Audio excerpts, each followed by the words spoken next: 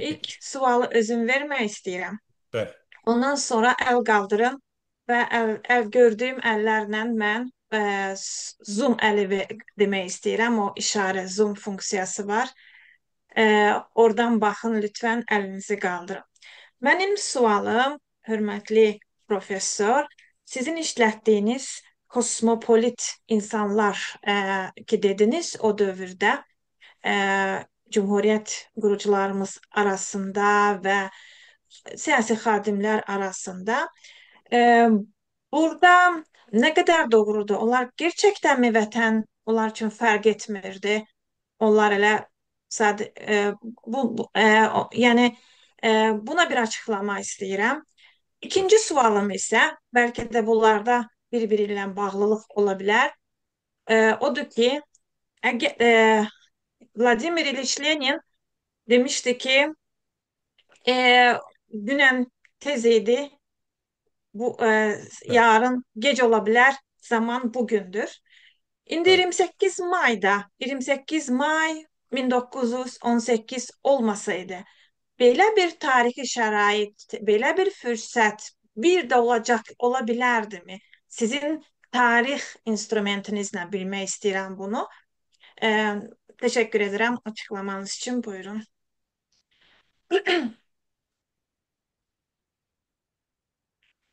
Ben biraz yumuşak kosmopolit dedim. Ama bazı o siyasetçileri Azərbaycan maraqlarına xəyanət eləyənlər də adlandırma olar. Feyzi Akuzum'un bir kitabı var. Feyzi Akuzum da rəhmətli Rəsulzadəni görmüş və o vaxt o gənc idi. Sonra Azərbaycan Kültür Dərnəyinin uzun müddət sədri oldu. Onun o kitabının adı Xiyanət kadrosunu tanıyalım. Biz nə qədər ki, o da bizim millətin üzüdür, bu da bizim millətiniz deyib məsələyə belə bir dumanlı bir şəkildə onun altından çıxmaq istəyirsə, bu yanlışdır məncə.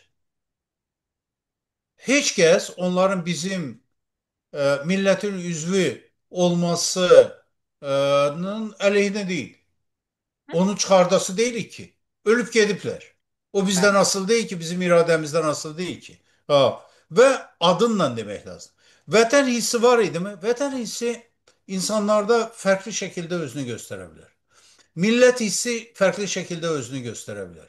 Amma e, baxın daha konkret, əgər bu xidmətdirmi, xəyanətdirmi, istəyirik ona bir tərif verək, heç olmasa özümüz üçün.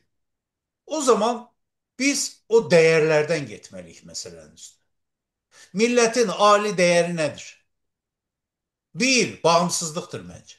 Eğer adam bağımsızlığın əleyhinə çıxıbsa, bence onu millet adamı saymaq doğru olmaz. Ya da başka bir meselen değil. Saadet Xan, 18. il bizim milli tariximizin en dramatik dövrüdür. Bir Kesinlikle. tərəfdə Şamiyan, o 28 May'a kadar hatta. Bir tarafta Şamiyan, Bolşevikler Bakı etrafını tutuplar. Qərb tərəfdə də Ermənistandan üzü bəri o repressiyalar devam edir. Bu əzbərə mən bilmirəm. Neçə kəndimiz darmadağın olunub. Andronikidir, o birisidir, bu birisidir. Kəsə-kəsə gəlir. Və Azərbaycan bir məngənə içinə alınıb. Eləmi?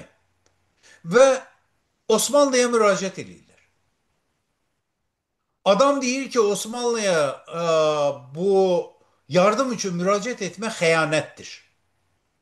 Neye xəyanətdir? Vahid Rusya proletaryatını darmadağın etməkdir filan da və s. Dəqiqləşdirəndə yəni o tərifi tanımlama deyirlər Türkiye'de yaxşı bir sözdür. Onda bax bunlardan çıxış eləməliyik. Fövqəladə vəziyyətlərdə bu adamın e, fəaliyyətinə baxmalıyıq. Ya da bu təbəqənin fəaliyyətinə baxmaq. Ben onu ümumiləşdirdim. Əlbəttə bunun arasında müsbət şəxslər də var. Əlbəttə formal şəkildə məsələn deyək ki, Üzeyir bəy. Üzeyir bəy 27 Aprel işğalından sonra Azərbaycan Komünist Partiyasına bir neçə il sonra üzv oldu. Ama hiç zaman o komünist olmadı. Bence o milli olarak da kaldı. Ve bu e, təbəqəni bence e, elə o kategoriyaya aid eləmək olar. 28 May olmasaydı, sualınızın ikinci hissesi ne olardı? Valla ne olacaktı? 28 May ve Azerbaycan Demokratik Cumhuriyeti ya da Demokratik Respublikası e, Azerbaycan adını burada tespit etti. Hatırlatmak istəyirəm. Şamiyanın bir fikri var. Deyir ki, bu Müsavat Partiyası Azərbaycana muxtariyyət istəyir. Biz onlara xarabalıq vəd edirik filan. Və Azərbaycan adını belə qəbul eləmir. 26 Bakı komissarı deyirik də, amma əslində 26 e, daha doğrusu Komissarları Soveti deyirik də biz. Eləmi? Bu Bakı Komissarları Soveti. Əslində onun adı bilirsiniz mi nədir? Bakı Quberniyası Xalq Komissarları Soveti. Yəni Azərbaycan adını qəbul eləmir. Rusiyanın bir quberniyası sayır. Bakını və Gəncə quberniyası var. Və Azərbaycanın bütöv görünür. Bu 28 May olmasaydı bizim bu işğal daha ağır şərtlərdə davam edəcəkdi. Rəsulzadənin yenə sözdür. O İstiqlal Məfkurəsi və Gənclik əsərində yazır. Deyir, Azərbaycan və Türkiyə adı qəbul olunmuş bir dəyər oldu. Dəyərə çevrildi. Türkiye adı ne zaman? O iyun ayında dediler ki devlet dilimiz Türkçedir. Öyle mi? Ve 28 May olmasaydı biz Azerbaycan Sovyet Sosyalist Respublikası daha pis şartlarda idare olunurdu. Benim cevabım. Ve yeni şəraitin yaranması çok çetinleşerdi. Teşekkür Biz ederim. Ben bir sözü 28 May, burada bunu da diyeyim. 28 May'da değil, 27 April ve o dönemde ondan sonra çok kurbanlar verdik. ben, Olmasaydı, deyək ki, əlimizi yanımıza salıb, deyək ki, biz nə muxtariyyət istəyirik, nə müstəqillik istəyirik desəydik, daha artıq dərəcədə repressiyaya məruz qalardıq. Çünki mübarizə eləyən və qurban verən milləti sayırlar. Mənim düşüncəm. bəli. Bəli. İndi mən ekran boyu gördükcə hansı əlləri görürəm, elə sırayla söz verəcəyəm. İlk öncə Abdullah Amir Haşimi və burada söz verək. Buyurun Abdullah Cavanşir bəy, söz sizindir. Sonra Elnur bəy, Eluca xanım, Rahim bəy. Sonra əlləri gördükcə verəcəyəm. Abdullah müəllim, buyurun.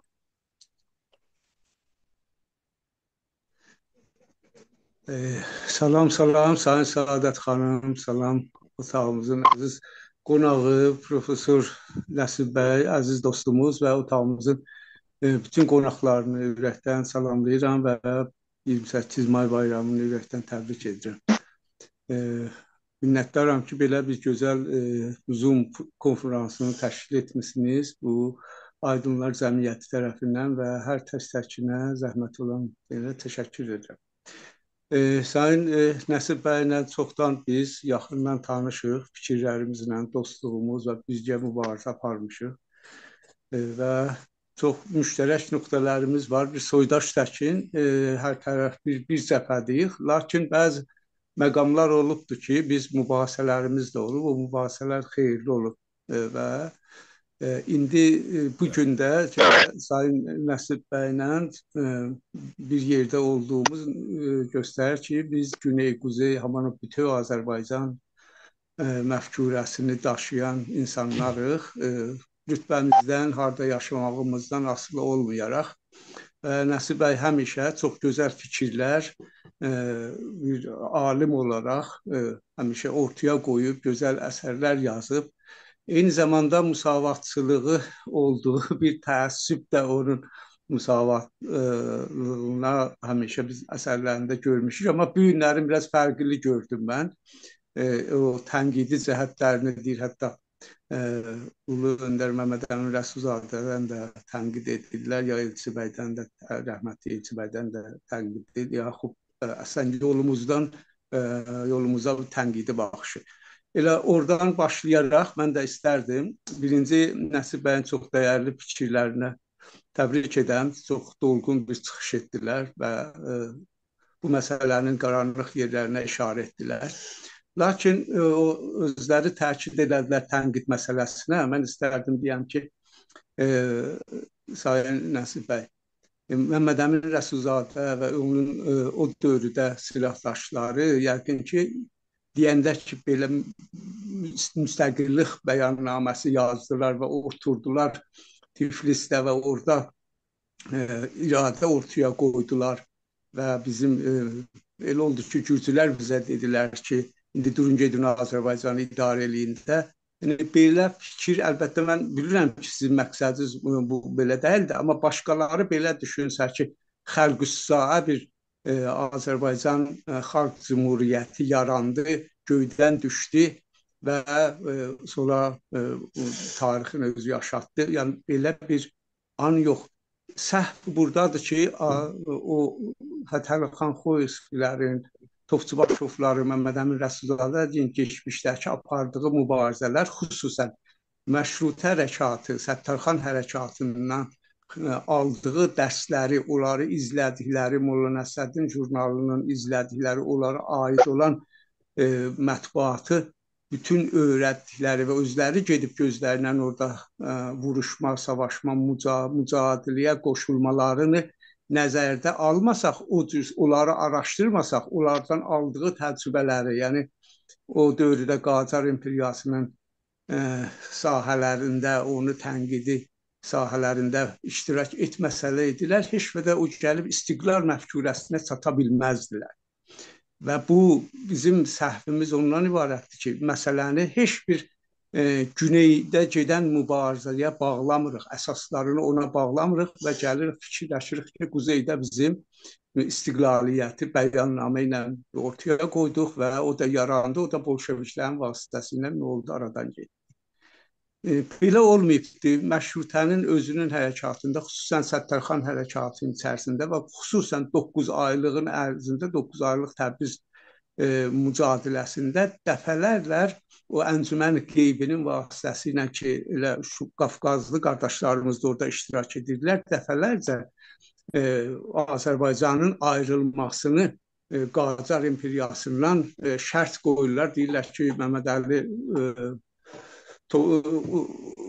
Qacar Topabağ Məclisi topa bağladıqda və qanunları, məşrutə qanunların ayaq altında qoyduqlarını davam etsə, biz Azərbaycan ayrılmalıyıq. Baxın, bir illər ondan əvvəl, yəni 1905-dən 1911-ə qədər çəkilən bu hərəkatda, xüsusən o 1906-cı ildə deyilən sözlər, yazılan sözlər məclisə, Məmməd Əli Şaha ki, biz istəyirik ayrılaq, o ayrılma qanunları pişirir, yetişir, gəlir Məmməd Əmin Rəsulzadə o nəticəyə çatdırır ki, ancaq yolumuz millətimizin bağımsızlığıdır, ayrılmaqdır və o məfkurə yaranır.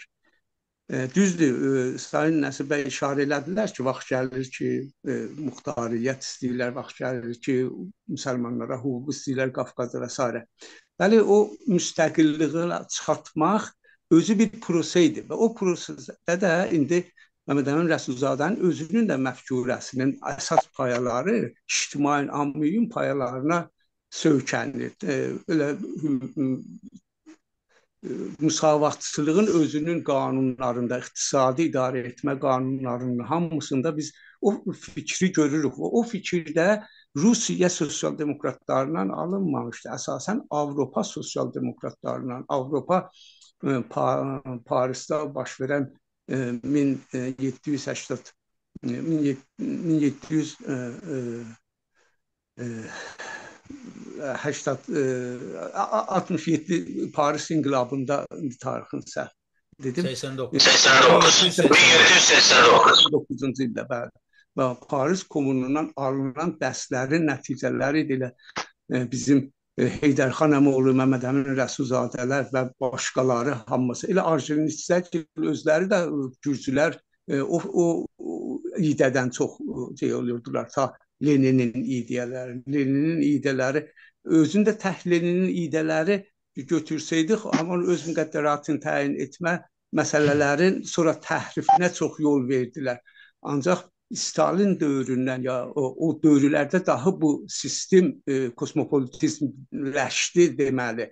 Yəni o prinsiplər necə ki bizim İran İslam Respublikasında İslam adı ilə bir vilayət fərqi gəldi. Heç biri İslamla həyata keçirilmədi. Ya indi bir gün görürük Amerikanın özündə Amerika demokratiyasını necə Trump vurur yerə, heç demokratiyadan biz bir şey görmürük. Yəni qərb demokratiyasından bir şey görmürük. Çox rahatca necə Panamanı götürməklə, Kanadanı götürməklə qeyriləndi özünə. Baxırsınız Amerikanın indi demokratiyası düz Putin ilə eyni bir şey. Bilirsiniz necədir? Baxın biz hər zaman bu ideolojilər, yazılar falan təhrif olunur. Əgər bizim ümmətçilər, sosial demokratlar o zaman bilsəydilər ki, başa düşsəydilər ki, yox, bu deyilənlər, yəni xalqçılıq, demokrasi, demokratikləşmə prosesi ora çatacaq, bolşevizmin o diktaturasına çatacaq, təbii ki, onlar o yolu getməzlər. Mən istərdim Sayın Nəsib bəyə rica edəm, bu məsələni biz, çünki bütün Azərbaycan insanların üzərində və geçmişdən indiyə qədər bizim istiqlaliyyətimiz üzərində çalışan insanlar, o cümlədən yolun davamçısı olan Pişəvərinin hərəkatı, dəqiqən Məmməd Əmin Rəsulzadənin hərəkatının ardıdır. Orada olan, yəni Xalq Cümhuriyyətində görülən işlər dəqiqən az müddətdə milli hökumətin çarçıvasında görünür. Və yenə də orada bütövləşmə əndişəni biz görürük. Quzey, Güney biri üzərindən birləşir, inteqrasiya edilir və s. Amma buna bir qırmızı xət çəkmək ki, yox, Pişəvəri kommunist idi, satqınıdır, belə idi, filan kəs belə idi, o birisi Hitlerlə belə getdi.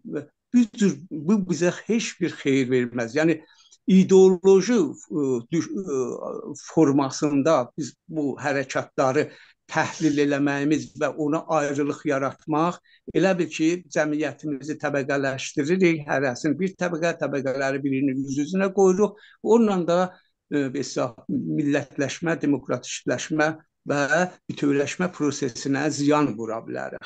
Biz əksinə olaraq, biz Avropanın ictimai, iqtisadi həyatından çox-çox dərs ala bilərik. Ta ki, geçmişdə biri-birimizi əzib dağıtmaqda və bu fikir sahiblərini bir-birinə qarşı qoymaqdan. Odur ki, ricam Sayın Nəsib bəydən ibarətdir ki, Məmməd Əmin Rəsulzadə və 28 may istiqlaliyyətini araşdıranda birinci məşrutədən başlanmalıdır ki, o tək məşrutədən yox, bəlkə elə biz Tənzimat inqilabına, yəni Osmanlı İmparatorluğunun içərisində də dəyişikliklərin zərurətlərindən danışmalıyıq. Onlarla ki, gəlirlər Məmməd Əmin Rəsulzadə Azərbaycanda birinci həm cümhuriyyət məfkurəsinə, həm istiqlaliyyət məfkurəsinə, həm demokratik dəyərləri ortaya qoymaq və yaratmaqla şeylər. Mən bu... Çox sağ olun.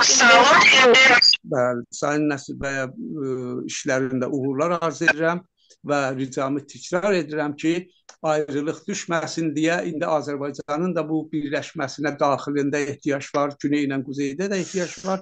Bu məsələyə münasibətini bir daha bildirsin. Diqqətinizə görə təşəkkür edirəm. Buyurun Nəsib bəy. Abdullah bəy, salam olsun sizə. Çox şadam ki, bir daha heç olmasa bu internet vasitəsilə görüşürük, Zoom vasitəsilə görüşürük. Əvvəllər daha tez-tez görüşürdük, üzbəyüz. Və həmişə də mübahisə eləyirdik. Həqiqət mübahisədə yaradır. Valla bir adamın bir sözünlə oturup durmaq bu klonluqdur. Bəzən Azərbaycan televiziyalarına baxanda deyirəm ki, bu adamlar niyə öz fikirlərini demirlər? Yuxarıdan göndərilən tezisi ilə təkrar edirlər ya da onu genişləndirməklə filanla məşğullar. Ona görə tənqidi baxış olmayan yerdə inkişaf yoxdur müəllim. Abdullah bəy yoxdur. Mümkün deyil. O da olsun 107 il əvvəlki tariximizlə bağlı elə yalnız tərif deyil. Məncə yanlışdır. Baxın, Rəsulzadənin də özünün tənqidi baxışı var. Rəsulzadə özü deyir ki, filan işləri səhv elədik. Biz zamanında daha çevik bir idarəçiliyə keçməliydik deyir. Resulzade deyir de özünün kurduğu cumhuriyet hakkında deyir ki biz zamanında bu Meclis-i Mebusanın bu idarəçiliğin merkezi mövqeyindən çekilmeliydik.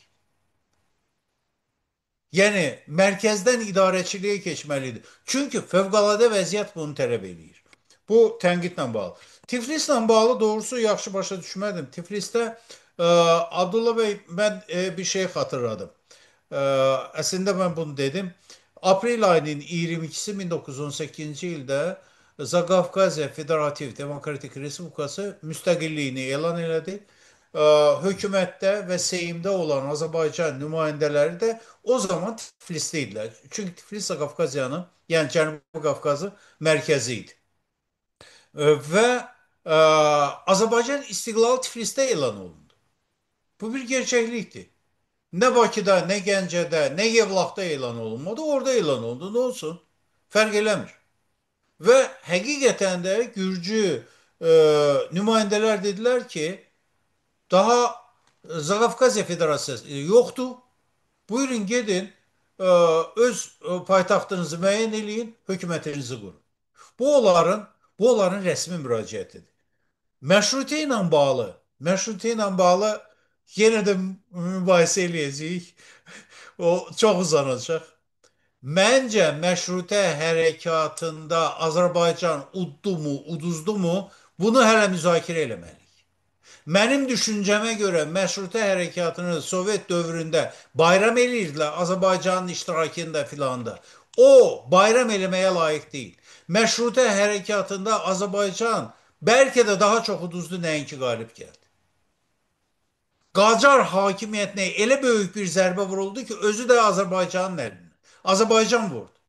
Qacarlar ondan sonra ayağa dura bilmədilər. Qacar pisdi. Daha doğrusu pis idi. Qacar Azərbaycana da belə yad gözlə baxırdılar. Amma o mərkəzi qeybi dediyiniz ya digərləri uzağı görmədilər. Çox bağışlayın. Bir məsələni də deyəcəm. Biz deyirik ki, Səttarxan bizim qəhrəmanımızdır. Doğrudur. Ama o İran'ın daha çok qəhrəmanıdır nəinki bizim. Səttarxan bir şəxs olaraq hamının hə dediği bir vaxtda ağ bayraqları söktü. Dedi ki biz tabi olmayacağıq. Ama sonunda ne oldu? Sonunda Azərbaycan tərəfi uduzan tərəf oldu. Benim düşüncəm belədir. Və məşrutədə əlbəttə ki bu quzeydən gedən insanlar da iştirak elədi. Sosial demokratlar da iştirak elədi. Vallahi çox çətindir. Kaş ki belə olaydı Abdullah bəy. Kaş ki bizim o siyasi xadimlər gedib orada siyasət təcrübəsi görəydilər. Bizdə millətləşmə sürəci Zərdabi ilə başlayır 1970'lerde və siyasiləşmə sürəci də birbaşa difai ilə başlayır. O da 1905'te yaranmış və Əli bəy çox başlayın. Əhməd bəy Ağaoğlu'nun yarattığı bir ilk milli təşkilatdır. Onun proqramıdır ise. Mən həmişə deyirəm ki, kaş ki güneydə Molla Nəsrəddindən daha çox bizim o Həyat qəzetini oxuyur. Molla Nəsrəddini mən də sevirəm. Cəlmə Məqqulzadəni də sevirəm. Ama Hayat gazeti o dövrün o meselelerini daha çok ortaya koyan bir gazeteydi. Milli meseleler. Üçlü düstur orada çıktı. Əlbəy Hüseynzadənin, Əhməd Ağaoğlu'nun, digərlərinin məqalələri orada yarandı. Burada çok önemli bir mesele de var. Gürcüler ve Ermeniler meselesi. Bilmirəm ne mənada siz dediniz ama ben qeyd elədim Gürcüler ve Ermeniler. Bu da mübahisə ve müzakirə mövzusudur bence. Sovyet dövründə deyirdilər ki, Rusiyanın Azərbaycanın inkişafında çok büyük rolü oldu. Gürcüler ve Ermenilerin siyasileşme dövrü bizden evvel başladı. Qınçaq bizdən əvvəl başladı, Difaidən əvvəl oldu. Daşnasütun bizdən əvvəl oldu. Rusiya Sosial Demokratları elə ilk vaxtdan deməli Rusiyanın mərkəzi Strua deyilən bir nəhəngləri vardı. Rusiya Sosial Demokratiyasının nəhəng bir ismi idi. Ya digərləri. Və bizə daha çox siyasi baxımdan, hətta çox bağışlayın, milli məfkurə baxımından Gürcülərin və Ermənilərin təsiri oldu nəinki Ruslar. Nəinki Rusiya. Hansı Rusiya belə deyək, Pushkindən üzü bəri. Dostoyevskini heç demirəm. Dostoyevski bir məqaləsində yazır ki, bu Tatarları, o vaxt bizə də Tatar deyirlər də rəsmən onlar, ya assimilyasiya eləməliyik. Amma onların assimilyasiyası çətindir. Onları sadəcə olaraq istribit deyir ha. Qırmaq lazımdır deyir. Dünyanın ən humanist yazıcısı bunu deyir. Ve elə bir Rus böyük fikir adamı yoktu ki bu Müslümanları tərifləsin, o Türkləri tərifləsin. Heç adını belə bir rəva görmürlər. Ama Gürcülərin təsiri var. Gürcü mesela bunu Əli bəy Hüseynzadə yazır. Deyir ki, mən deyir, Moskvada oxuyanda deyir, Gürcü bizim tələbə yoldaşlarımız gördüm ki bizden daha çok millətçidirlər. Özləri yazırlar. Ya ne de Üzeyir Bey. Üzeyir Bey o Gori seminaryasında okuyanda ilk defa milli musiki dersini deyir ben Gürcülerden aldım. Ermenilerden ders almak meselesini demek çok riskli bir meseledir. Ama Ermeni təpiyinin de çok büyük rolü oldu. Ermeniler bizi sıkıştırdıkça biz de indi toparlanmak mecburiyetinde kaldık. Da Difai niye yarandı? Ermeni tecavüzü oldu diye yarandı. Bu olanla bağlı. Valla Bence yeterlidir bu sual Nəsib bəy. Herkesin yaxşı. sualına cevap olsun diye. İndi Elnur bəyə. Ayrıştırmak meselesi ama Saadet Xan ben axı dedim heç kəs bax bu Azərbaycan istiqlalının düşməni olan, məhz düşməni olan deyək ki bu milli dilin işlədilməsinin əleyhinə səs verən, mübarizə aparan adamı Azərbaycan xalqını dostu saymır. Düşmən sayır. Bu da benim günahım. Çok bağışlayın. Her ikisi de bizim milletin nümayəndəsi de, övladı da filan demek, bu meseleni gizletmek demektir. Açık demek lazım. Düşman kimdi, dost kimdi? Bu Resulzade'nin gene de bir eser var. O həmişə mən bunu misal çəkirəm. Elə bil ki, vəsiyyətidir bunun. Son cümlesi belədir. Deyir ki, milli intibahını yüksət, yəni milli şuurunu yüksət, dostunu düşmənini tanı. İç dost var, bir de dış dost var. İç düşman var, bir de dış düşman var. Ve biz de bunlara ayırt eləməliyik. Tənqidi baxmaqdan məncə qorxmaq lazım deyil Abdullah bəy. 28 Mayı mən dedim ki, bizim baş bayramımız. Ondan yüksek bayramımız yok. Hatta Novruz'da o birisidir, bu birisidir. Ha. Benim düşünceme göre etnografik bayramlar. Siyasi bayram olarak 28 Mayı'dır. Azerbaycan Demokratik Cumhuriyeti tarihi bizim en şanlı dövrümüzdür. Bu bizim tarihimizin kızıl sayfaları. Ama onu tənkit eləməsək, bu bizim eski sattar kimi, siyasetçiler kimi ləbbeyk desək olmuyor. Üstünden 107 yıl geçiyor.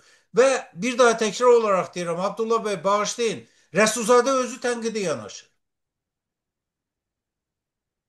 Uzattım bağışlayın. Tənqid olacaq əlbəttə. Tarixin obyektiv, yəni münasibəti ilə danışacağıq. Bu toplantıda müxtəlif siyasi fikirlər, cərəyanları olan insanlar dəvət olunmuşdur və mən moderator olaraq tamamilə neytralam.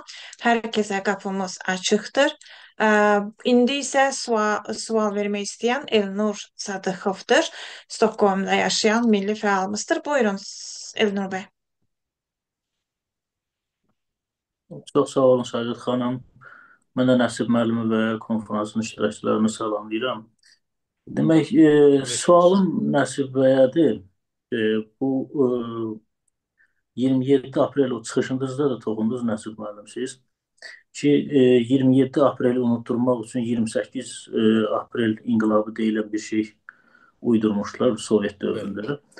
Mən istərdim ki, indi biz də bir milli mövqedən yanaşma qoyaq, həm də ki, bir tarixi obyektivlik xatirinə ki, bu Cümhuriyyətin süqut tarixi 27 apreldə bir anlaşma əldə edilibdir. Amma Cümhuriyyətin süqut tarixi kimi əslində 31 may, yəni o siz indi toxundunuz Gəncə üsyanı ilə bağlı məsələyə. Çünki bu, yəni 31 may Cümhuriyyətin süqut tarixi kimi götürülməlidir. Niyə görə? Mən belə düşünürəm. Açıqca söz, mən bu son bir ildə belə bu fikirlər mənim beynimdə dolaşır. Bu üsyan ümumiyyətlə anlayış kimi, yəni definition kimi, belə anlayış kimi çox təbii baş verən, xalqın narazılığından, kütlələrin narazılığından qaynaqlanan bir şeydir. Bu anlayış kimi onu ifadə edir. Bu Gəncədə baş verən hadisə Cümhuriyyətin demək o hərbi Müdafiə Nazirliyinin rəsmiləri tərəfindən təşkil olunmuş demək müdafiə xarakterli, Cümhuriyyəti müdafiə eləmək üçün təşkil olunmuş bir akt olubdur. Məsələn, orada Mirzə Məhəmməd Qacar, Cahangir bəy Kazım, bunlar hamısı Cümhuriyyətin rəsmi şəxsləri idilər. Yəni üsyan deyəndə həmişə görərsən ki, bir nəfər bir qəhrəman ortalığa çıxar. Onlar məsələn bu rəhbərliyi eləyirlər, amma bunlar rəsmi şəxslər oldular. Üstəgəl Nəsib bəy Yusifbəyli də onun indi öldürülməsi ətrafındakı o müəmmadır ki, o Bakıdan da Gəncəyə gedirmiş bu proseslərin demək rəhbərliyini həyata keçirmək üçün. Bundan əlavə bu 27 aprel bu anlaşma idi da, bir razılaşma olmuşdu. O 27 aprelin hətta axşamsında belə o anlaşmanı pozdular. O repressiyalar elə ilk qətllər, repressiyalar, həbsdə axşam. O artıq o demək ki 27-si günorta o parlamentin sessiyasında razılaşdırılmış o müqavilə artıq axşam qüvvədən düşdü. Çünki o qarşı tərəf pozdu onu. Repressiyalara başlamaqla orada üzərinə götürülən qarşı tərəf üzərinə götürdüyü öhdəliklərdən imtina olundu. Artıq o 27 apreldə əldə olunmuş saziş qüvvədən düşdü. Belə bir şəraitdə demək ki, o saziş qüvvədən düşüb və Cümhuriyyət də özünü müdafiə eləmək üçün ölkənin o demək ikinci böyük şəhərində bu bir ay sonra başlayıblar və həm də Cümhuriyyətin ikinci il dönümünü də o 28 may Gəncədə rəsmən qeyd edilibdir. Toplantı keçirilib, bayram kimi onu orada qeyd ediblər. Bir də orada döyüşən ordu, siz çıxışınızda da deyirsiniz ki, Yalamadan gətirilmişlər Qarabağa. Yəni ordu, Cümhuriyyətin ordusu o Qarabağ Gəncə zonasındaydı. Yəni orada o silahlı qüvvələr də, silahlar da, onlar o Cümhuriyyət ordusunun silahlarıyla onlar vuruşublar da. Bu baxımdan demək, yəni o 31 may əslində, yəni bunu belə bir bəlkə də ictimai müzakirəyə çıxarmaq daha yaxşı olar. Bir də bu məsələni mən həm də bu sözün açığı bu yanvar ayı, fevral ayı bu Əli və Nino romanı mən tez-tez oxuyuram. Yəni xoşum gəlir onunla. Həm belə istirahət üçün, həm də ki hər dəfə onu oxuduqca adam yeni bir fikirlər əldə edir orada. İndi o bədii əsər olsa da, amma oradakı o hadisələr, təsvir olunan hadisələrin hamısının tarixi, yəni faktlarla da təsdiq olunur. O Əli və Nino'da mən axırıncı dəfə onu oxuyanda orada da Cümhuriyyətin demək süqut tarixi kimi elə 31 may o üsyanın yatırıldığı gün o Şirvanşir orada deyir ki, orada o demək şəhid olur Gəncə sahilinin qırağında. Və bununla da elə orada da bir cümlə də işlədir ki, bunun adı Cümhuriyyətin süqutu, yəni süqut elədi. Yəni qurulmuş Cümhuriyyət süqut etdi. Və bu həm də ki belə deyək də bu tez-tez də bu belə davakar adamlar zətlər də deyirlər ki, bu Cümhuriyyəti təhvil verdilər, nə bilim, müqavimət göstərmədilər. Həm o qınaqdan yaxa qurtarmaq üçün, yəni ki, döyüşə-döyüşə bu cümhuriyyət süquta uğrayıbdı. O tarixi 27 aprel yox, 31 may götürülsün. Və həm də ki, Cümhuriyyət də elə ilk hakimiyyət strukturları fəaliyyətini də Gəncədən başlamışdı. Süqutu da elə Gəncədəki 31 may götürülsün. Buna münasibətiniz necədir? Ümumiyyətlə, bu sualım mənim elə bununla bağlı. Çok Elnur sağ Bey, olun Elnur Bey. Buyurun Nasip Bey. salam olsun sizə və çox maraqlı bir fikirdir. İlk dəfə eşidirəm. Valla Əli Ninonu mən çoxdan oxumuşam. Əli və Ninonu. O vaxt Amerikada elə ingilis dilində oxudum. O detalları yaxşı ki xatırlatdınız. Ben heç xatırıma gəlmir ki 31 mayı Cumhuriyetin süqutu sayısına. E, Ben biraz şüpheyle yanaşıram bunun doğruluğuna. Yani məntiqinə. Niye? 27 apreldə axşam artıq işğal e, öz hədəfinə yetdi. 28 e, apreldə hətta Mikayanın o müəllif olduğu şüar var idi, Müstəqil Sovet Azərbaycan. 28 apreldə çıxışında, mitingdə deyir ki, bu şüar artıq dəyişməlidir. Bizim əsas şüarımız Rusiya ilə sarsılmaz ittifak olmalıdır. Və dediyiniz repressiyalar başladı. O bəndlərin heç birinə əməl olunmadı. Azərbaycan ordusu dağıdıldı. Azərbaycan siyasi xadimlərinin ya həbsə atıldı, ya elə bəziləri güllələndi. E, ha, birinci maddə nə idi? Yalnız deməli hakimiyyət forması dəyişəcək. Azərbaycan müstəqilliyini saxlayacaq. Belə idi də indi yadıma düşdüyü şəkildə deyirəm. Amma üstündən bir neçə gün keçəndən sonra Şahtaxtinski filan filan filan filan sahələrin birləşdirilməsi haqqında müqavilə imzaladı. Ordunun, nə bilim nəyin, telegrafın, şunun, bunun imzalandı. Və 31-nə qədər Cumhuriyet yaşadı mı? Heç olmasa Gəncədə. Yerli orqanlar Rəfibəyli o qubernator idi, onu da güllələdilər bilirsiniz də. Valla biraz mübahisəlidir bu. Niye Gəncə üsyanı deyirsiniz? Qarabağ üsyanı da var idi yanında.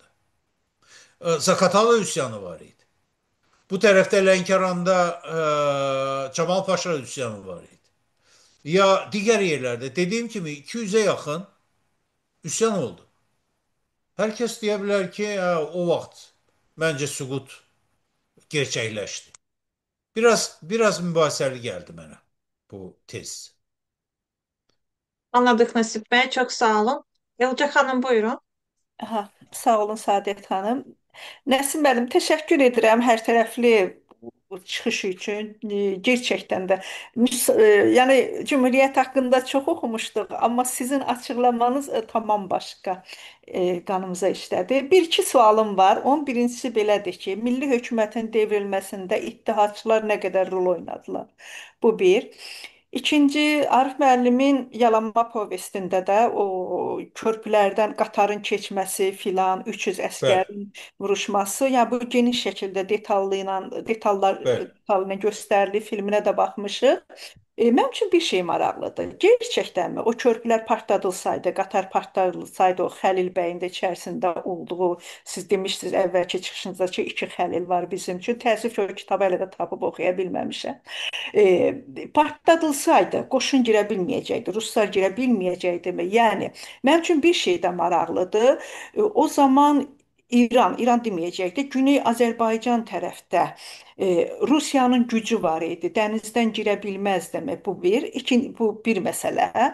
Bir də ki, Əziz Alpoladın Həyatımın Hekayətləri kitabı var. O zaman deməli milli hökumətin devrilməsini orada xatirələrində yazır. Biraz da Müsavatı günahlandırır.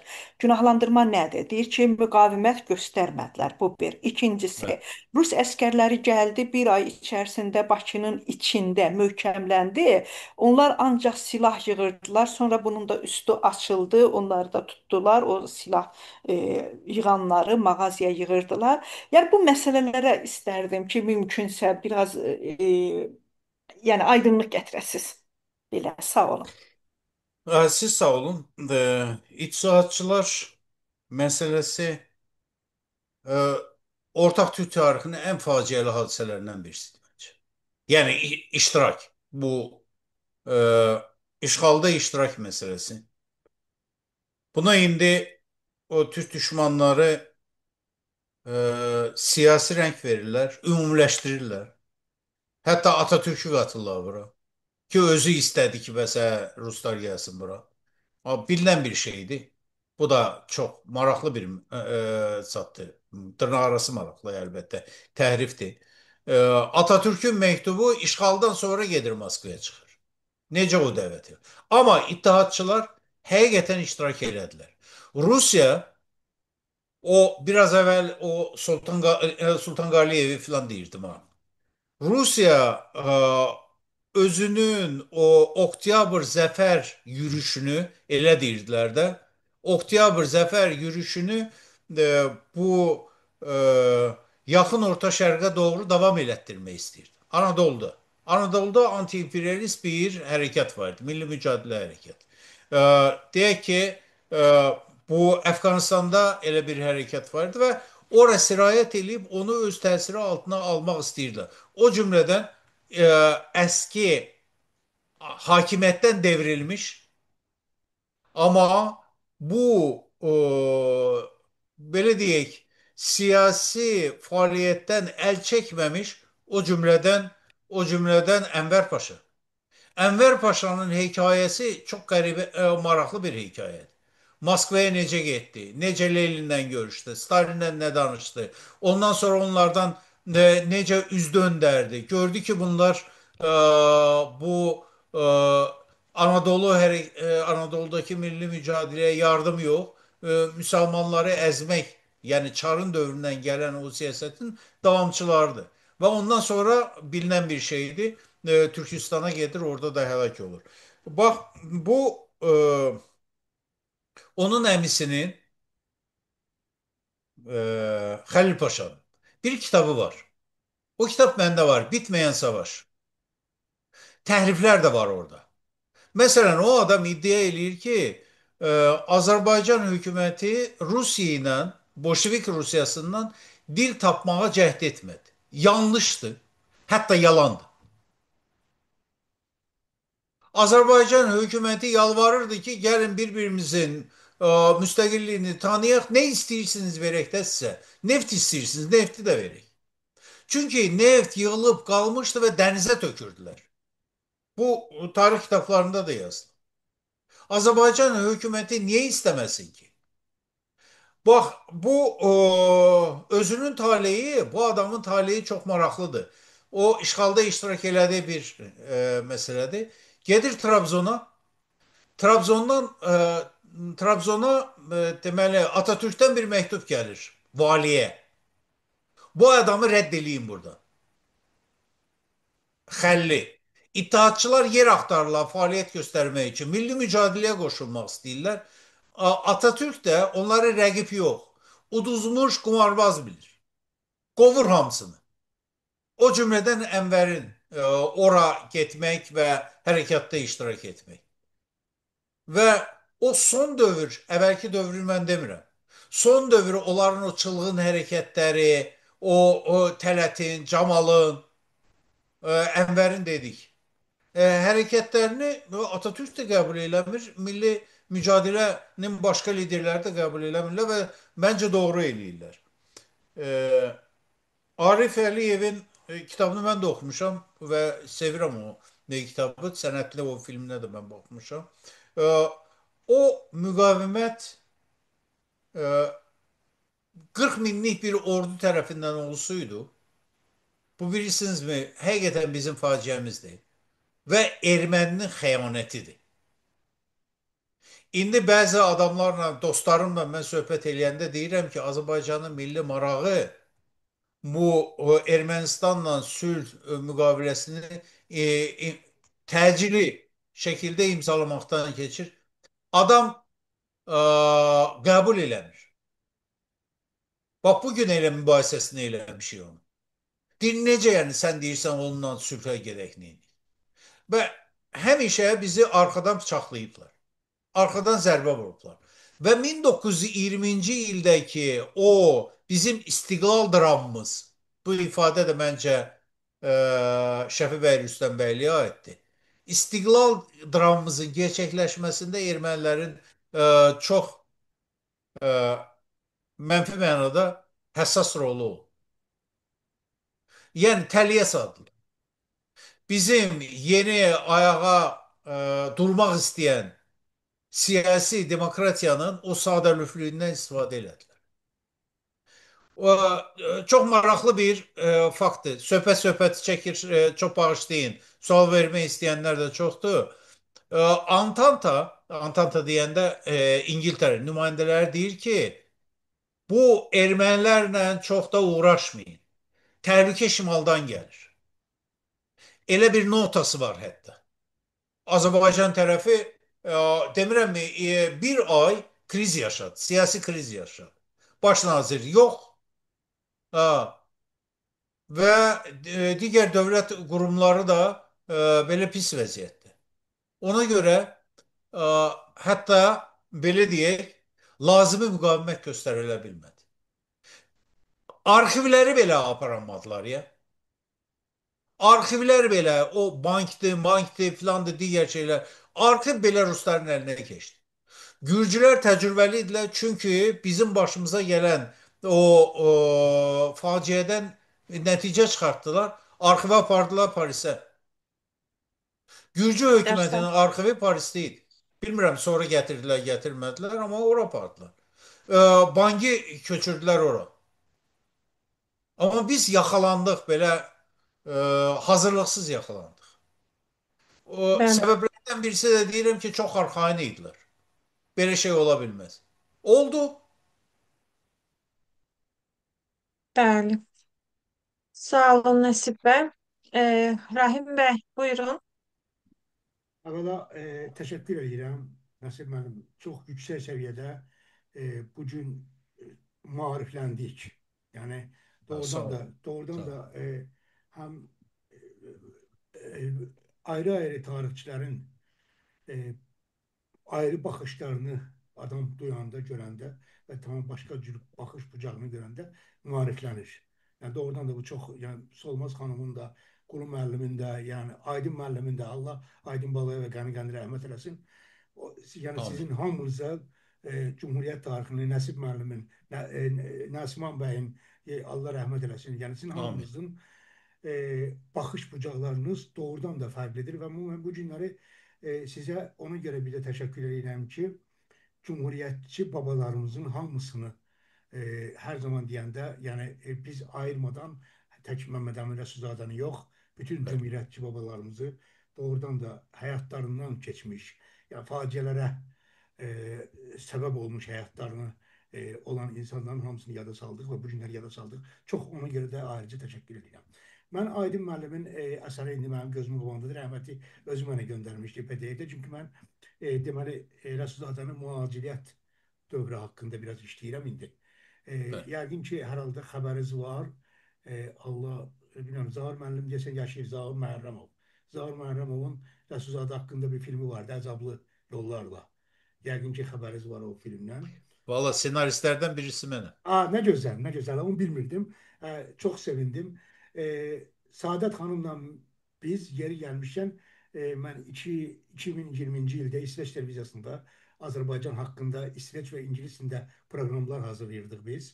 Belə bir proyektimiz vardı və Saadət xanımla həmin filmdən istifadə edərək Saadət xanımla bir İsveç dilində Rəsulzadə haqqında, Cumhuriyyətimiz haqqında bir yəni 15 dəqiqəlik bir film hazırlamışıq və materialları da oradan götürmüşdüm mən. oradan götürmüştüm materialları. Yani çok güzel bir materiallardı. Üzr istəyirəm mən əziz qatılanlardan. Sualı indi mən vermək Materiallar istəyirəm. derken Rahim Bey senaryo yok. Oradaki video materialları demeyi istediniz de. Video materiallarını istifadə eləmişdim mən. Materiallar Çünkü yəni mən deyirəm. müelliflik hakkımı Yo yo. koruyorum. Mən deyirəm ki, Saadət xanımın senarisində biz Tamam. bir bədii film, sənədli film hazırlamışdıq İsveç dilində. İsveç dilində də məncə, ya ingilis dilində, İsveç dilində. İsveç dilində film hazırlamışdıq Saadət xanımla bir yerdə və o materiallardan istifadə eləmişdik. Mən həm Nizami Abbas, həm də ki, deməli, Zaur müəllim mənim yaxın dostlarımdır. Nizami müəllimlə də mən filmlər çəkmişəm, Benim de. bəli işləmişəm. Benim de. Nizami Abbasla. Mənim sualım Aydın müəllimin bir deməli əsərindən statlar gətirəcəm. Statlar deyəndə belə bir şey, Rəsulzadənin Cumhuriyət Cumhuriyyətin süqutundan sonra deməli mühacirət dövrü. Biri 22-24-cü illər deməli Türkiyədəki birinci mühacirətdir. Sonra Azərbaycan yəni Prometey hərəkatını yaradır 25-30-cu illərdə bu deməli Polşa dövrüdür. 31-36-cı illərdə Qafqaz Konfederasiyası paktını imzalayır Avropada mühacirlərlə bir yerdə. Sonraki dövrdə 37-ci 43-cü ildir. Yəni burada 43-cü il həmin vaxtı siz bir məsələyə toxundunuz çox. Ona görə də çox təşəkkür edirəm sizə. İrəvanın verilməsi məsələsinə, Cumhuriyyətin İrəvanın verilməsi məsələsinə. İkinci bir qaranlıq məsələ var ki, cəmaət arasında, xalq arasında belə bir deməli təbii ki, Düdənginskidən, Fətəli bəy Düdənginskidən xəbərimiz var, aydındır. Amma Rəsulzadənin Hitlerdən görüşü. Bu da çox doğrudan da qaranlıq bir məsələdir. Hitlerlə görüşüb Azərbaycanı əgər 2-ci Dünya müharibəsində Hitler Almaniyası əgər Rusiyaya, Sovetə qalib gəlsəydi, onda Azərbaycanı müstəqil dövlət kimi qəbul eləyərdimi Hitleri və yaxud da yox? Elə bir tartışmalar var. Bu barədə istəyirəm biraz kısa da olsa böyle biraz məlumat verəsiniz. Yani çok sizin fikriniz benim için daha çok maraqlı olardı. Rahim Bey, ben kısa diyeyim ama daha geniş şekilde özü yazıp daha dəqiq şekli Çağdaş Azərbaycan tarixindədir məncə. Orada bu Almanya'ya gidişi, orada Almanya Hitler'le görüşmeyeyim. Görüşebilirdi, siyasetçi görüşebilir. Tabii ki. Yani Stalin'le görüşüp, Lenin'le görüşüp, bu başkesenlerle görüşüp, o da bir başka bir başkeseniydi. Yani ne farkı var? Ve siyasetçi görüşebilir. Ama görüşmüyor. Görüşseydi yazardı, özü yazardı. Bir nazirle görüşüp, Azərbaycan istiqlalını tanıyırsınız mı, tanımırsınız mı meselesinden bağlı müzakereleri olup, onlar deyipler yok. Düdənginski dövründə artıq geri dönüb o. Rəsulzadə geri dönüb. Özü yazır, deyir ki, bəs mən yerli, oradakı o legionerlərlə filanla da görüşüb eləyib.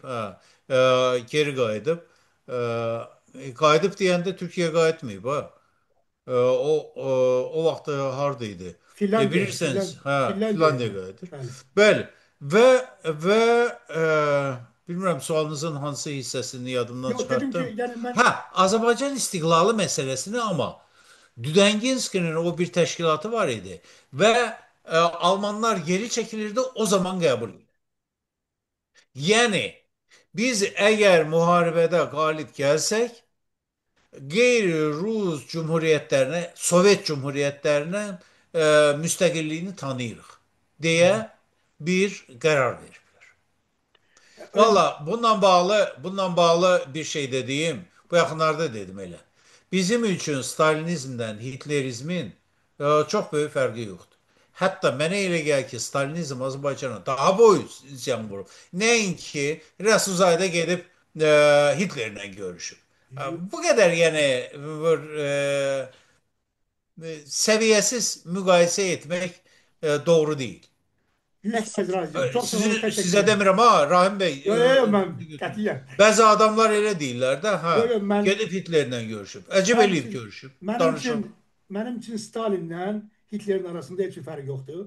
Mən bu yəni bunu oxumuşuq da, bunu da bilirik. Axırıncı fikriniz də çox maraqlı oldu, çox gözəl yəni vurğuladınız ki, bolşeviklərlə dil tapa bilməzdilərmi onlardan? Yəni o nefti də verir, hər şeyi də verir. İndiki dövr həmin dövr deyilmi? Ukrayna bu günləri dəridən qabıqdan çıxır ki, Rusiya ilə dil tapsın, yəni çıxsınlar oradan. Amma kapitülyasiya ki, kapitülyasiya. Yəni həmin Rusdu da, həmindir. Yəni Putin olmasın, Hitler olsun. Həmin və yaxud da Hitler olmasın, Stalin olsun. Putin də Stalinin bir tərəfidir. Yəni ona görə də mənim üçün 20 yanvarda mənim ayağımdan da qəlpə dəyib 20 yanvarda çəkilən vaxtı. Həmin vaxtı bir çəkirdik orada, kinostudiyada. Mənim üçün 20 yanvardan sonra Sovet hökuməti bitib. Yəni bitmişdi. Rusiya adlı bir məmləkət yoxdur mənim üçün. Yəni, Moskvada hətta oxumaqdan da imtina elədim 20 yanvardan sonra. Mənim üçün yəni ona görə deyirəm ki, siz çox gözəl vurğuladınız. Hitlerlə Stalin arasında heç bir fərq yoxdur. Stalinizm də faşizmdir, Hitlerin də faşizmdir. Bu barədə Stalinizmin bizə zərəri daha çoxdur nəinki bəli, Hitlerin çox, bəşəriyyətə. çox təşəkkür edirəm. Var olun. Sağ olun. Bu arada çox maraqlı bir məsələ var. Baxın, Lev Trotskinin həmin dövrdə də o ikinci adam idi. Sonra Stalin onun da başını e, əkdi. E, Zaten Lev Trotskinin bir tezisi var.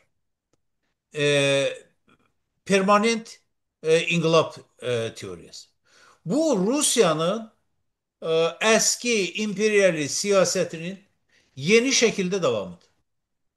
Rusya genişlenmeyende yerinde duranda dağılır. Sərhədlərindən geri çəkiləndə onu vahimə basır. Axırı nə olacaq? Bir dövlət olarak, milli dövlət olarak bir yaşayın da, yaşamağı öğrenin. Ve Ukrayna'nı misal çektiniz, ben buna Bəli, göre bəli. de. Buyurun Turan bəyə söz verək indi. Turan bəy. Səsim gəlir. Bəli. Mən də hər birinizi salamlayıram. Nəsib və dəyərli vaxtınızı bizə ayırdığınıza görə sizə təşəkkürümü bildirirəm. Mənim sualım Cümhuriyyət dövründə yaranmış Araz Naxçıvan Respublikası haqqındadır. Bu məsələ bizim cəmiyyətdə o qədər də qabardılmır, o qədər də üstündən kesilir sanki belə. Cümhuriyyət yaranmışdısa, ikinci bir respublikanın öz Azərbaycan ərazisində yaranmağının səbəbi nə idi? Bu haqda sizdən xahiş edərdim, biraz məlumat verirsiniz. Diqqətli, sağ olun. Ben teşekkür ederim. Maraqlı sualdı. Maraqlı hadiseydi. Demek orada iki kurum yarandı. Kars Türk Cumhuriyeti, bir de Naxçıvan, Dərəliyəz filan tərəfdə orada Araz, Naxçıvan Araz Cumhuriyeti ya da tərsinə mən deyirəm. Bu Araz Naxçıvan Cumhuriyeti. Az müddətli cumhuriyyətlərdir. Ama Kars'ta olan biraz uzun çekti. O zaman Antante işgal eləmişdi onu. Ve orada müstakil cumhuriyetin olmasını da kabul etmirdi. Bir neçə aydan sonra o İbrahim Bey idi diyesin. İbrahim Bey bir de Abbas Abdullah'ın babası Emin Ağa. O da onun muaviniydi. Onları da sürgüne gönderdi. Hepsiyle de sürgüne gönderdi sonra. İngilizler həqiqətən onun varlığına dözə bilmədilər. Bir neçə aydan sonra, xüsusən də ermənilərin demirəm mi, ermənilər Antanteyə çox böyük xidmət göstərmiş bir millətdir və əvəzində deyirdi ki, Qars bizim şəhərdir və orada o ətrafı deməli Ermənistan özününkü bilirdi. O Qərbi Ermənistan dediyi o bir ərazinin sözdə də. Ben onun hakkında o cumhuriyetler hakkında ben de yazmışım. O kitabımda da var. Ama hususi disertasiyalarda var. Yazılıp. Türkiye'de çok yazılıp. Xüsusən Türkiye'de çok yazılıp. Kars Türk Cumhuriyeti hakkında çok yazılıp. Tamam. Təşəkkür Teşekkür ederiz. Ben İndi isə teşekkür ederim. sözü vermək istəyirəm bizə Türkiyədən qoşulan Esmaya xanım öz Örmənoğluna. Buyurun Esmaya xanım.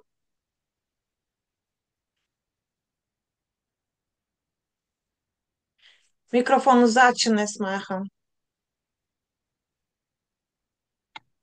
Teşekkür ederim. Ses geldi mi? Bəli, buyurun. Evet. Evet. Hörmətli toplantı iştirakçıları, mən də sizin hamınızı Türkiyədən salamlayıram. Hörmətli Nəsib müəllimə və toplantı təşkilatçılarına, Səadət xanım, sizə minnətdarlığımı bildirirəm.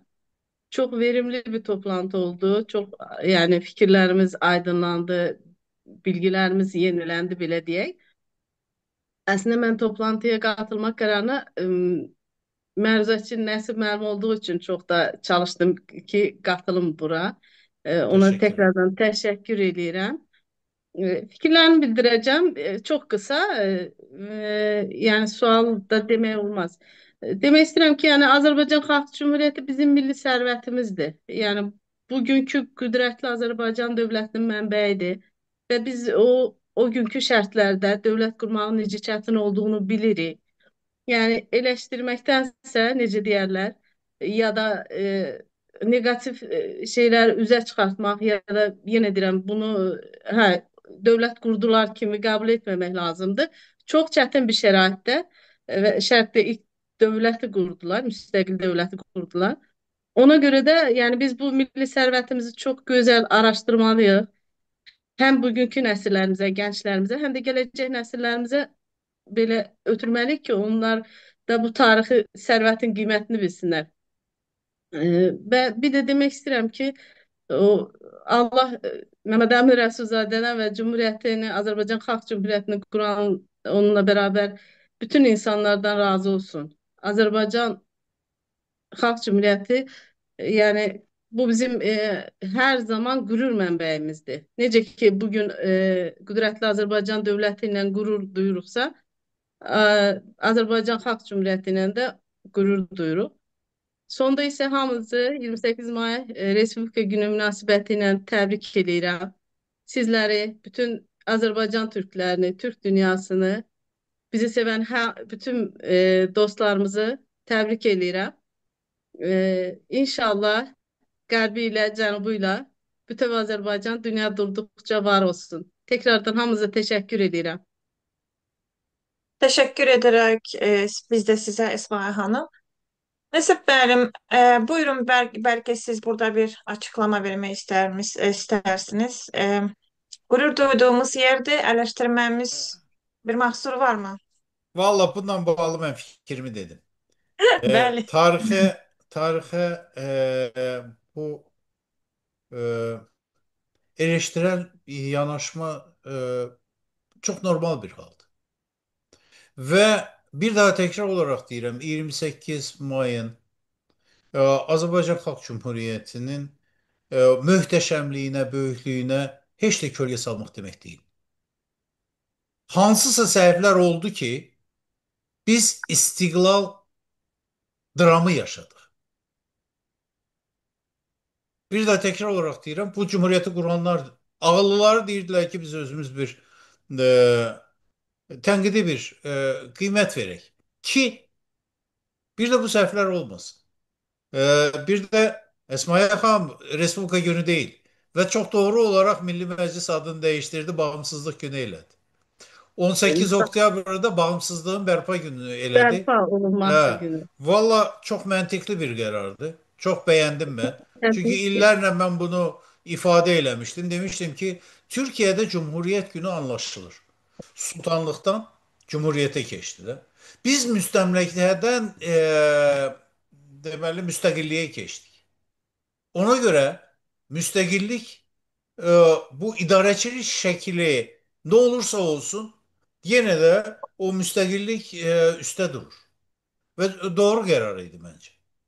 Nəsib mən çox üzr istəyirəm. Mən sizi eleştirmə deyəndə tarixçiləri nəzərdə tutmuram. Siz təbii ki tarixçisiz, araşdıracaqsınız, müsbətini, mənfisini deyəcəksiniz ki, təkrar tarixdə bu yaşanmasın. Mən sadə vətəndaşları nəzərdə tuturdum. Bunu qeyd etmək Anlaşıldı. istədim.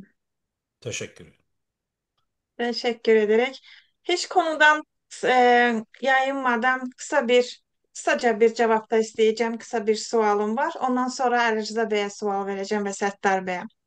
Siz burada müstemleke dediniz ve müstemlekeden önce bizim monarxiya devrimizdeydi ve çıxışınızın da öncesinde dediniz ki monarxiya ənənəsi qalxmışdır və Nəsib bəy, əgər monarxiya ənənəsi qalxmasaydı, monarxiya davam etmiş olsaydı, bizim dövlətçiliyimiz bu yolda inkişaf etsəydi, sizə görə ən şanlı tariximiz bugün deyirsiniz 28 mayda, o hansı olardı? Yəni keçmişə baxanda. Müasir tariximizdə əlbəttə ki, 28 var bir mənalı olaraq. Çünki bağımsız dövlətimiz olması ən böyük, hər şey şərait yaradır da, yəni varlığımıza, siyasətimizə, hər bir hərəkətimizə. Amma monarxiya davam etsəydi, Valla Saadet xanım, bu siyasi ideologiyalar hakkında e, benim bir tespitim var. Çoktan kafama yerleşmiş bir tespitim var. Biri deyir sosial demokratiya yaxşıdır, o biri deyir yox liberalizm yaxşıdır, bu birisi deyir komünizm yaxşıdır. Biri deyir yox milli demokratiya ya da milliyetçilik yaxşıdır. Hansı ölkədə tutursa, yani o tohumu atırsan, bir torpaqda o bar verir, o birisində vermir. Bu da onun kimi. Bazı ülkelerde respublikada, adı respublikadır. Bazı ülkelerde monarxiyada ama bu monarxiyada daha demokratiktir. İngiltere, Hollanda, İsveç, sizin yaşadığınız İsveç. bəli, Bu hansı tutursa o güzeldir. E, ve hemen ülke, bakın İngiltere, hatta Hollandiya bir vaxtlar ilk respublika Avropada olar yaranla. Ama sonradan geldiler yine de monarxiya geçti.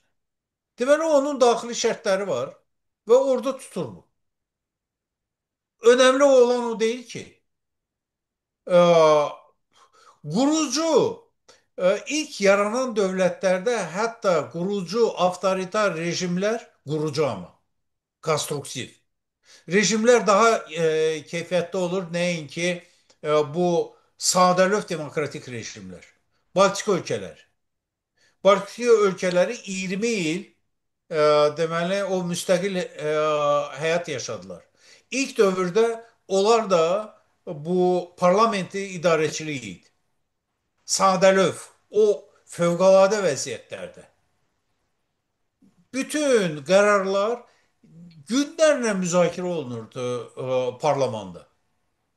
Orada anında qərar qəbul etmək lazımdı, amma günlərlə uzanırdı.